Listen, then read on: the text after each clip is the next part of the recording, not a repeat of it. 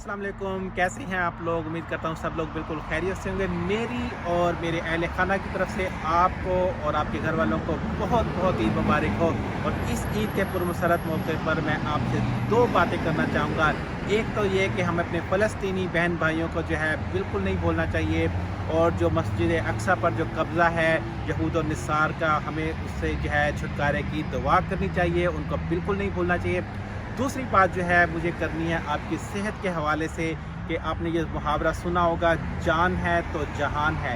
लेकिन हमें इसकी अहमियत का उस वक्त तक अंदाज़ा नहीं होता जब तक हमारी जान ख़तरे में ना पड़ जाए। जी हाँ, जिन लोगों की जान ख़तरे में होती है उन्हें पता होता है कि सेहत जो है वो कितनी बड़ी नेमत है।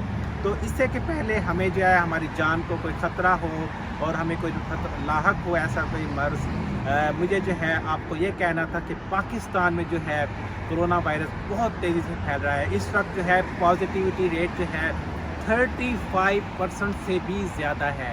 इतना रिपोर्ट नहीं हो रहा जितने वहाँ पर जो है केसेस जो है वो तेज़ी से बढ़ रहे हैं। तो इस लिहाज से जो है अपना और अपने घर वालों का बहुत ख्याल रखें, और वैक्सीनेशन जो है वो ज़रूर करवाएं।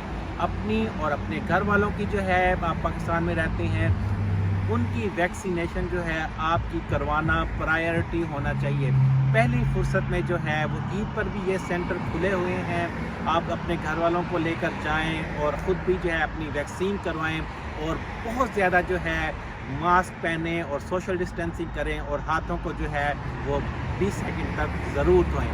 तो इस हवाले से जो है मज़ीद भी मैं वीडियो अपलोड करूँगा। तो मेरी तरफ से एक दफ़ा फिर आपको और आपके घर वालों को बहुत बहुत ईद मुबारक हो। See you in the next video. Bye.